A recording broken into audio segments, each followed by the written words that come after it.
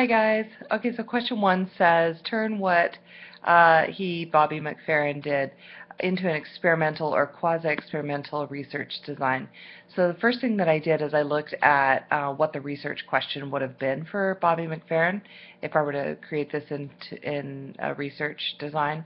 And the question that I came up with for him would potentially have been, will a random audience automatically know the pentatonic scale when given the first two notes? And so that would have been tested, that hypothesis or that question would have been tested through the research design of one group pre-test and a post-test design. And I think that best represents what Bobby McFerrin did, because it said in the text that with a one group pre-test post-test design, that you would have offered a comparison of the same individuals. So obviously we had the same large group both before and introduction of variables. So what I think that diagram would look like is an OXO, and it looks a little something like that. Hopefully you can see it. Yes. Okay. So you've got the observation here of the first observation, and then he introduces the different independent variables, which is how he jumped around to the different scales. And then he observed, secondly, what the audience did. And I actually went so far as to get it all the way down to 06.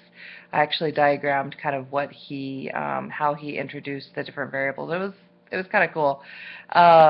So first he observed the audience, and then he introduced the independent variables, and then observed them again. So basically he's measuring the subject's knowledge of notes by first jumping in place, and then he sings a note, and then he points to them and invites them to join in. And then he jumps to his left and sings one note higher to illustrate that, what he wants them to do. And so after being exposed to that example, the design follows OXO. So he repeats that experiment a couple of different times, introducing additional independent variables. And so some of those included, dipping one note below the initial note to see if they knew that note.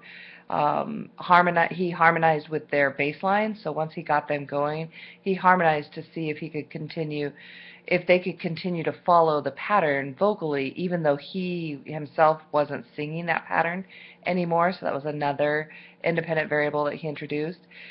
He then tested them by not vocalizing several notes below the initial note that he did, and they intuitively knew those notes and sang them correctly. And then it was really interesting to me when he jumped in between two notes, because half the audience did one and half the audience did another. So I thought that was an interesting one. So all the dependent variables in this experiment were all of their responses.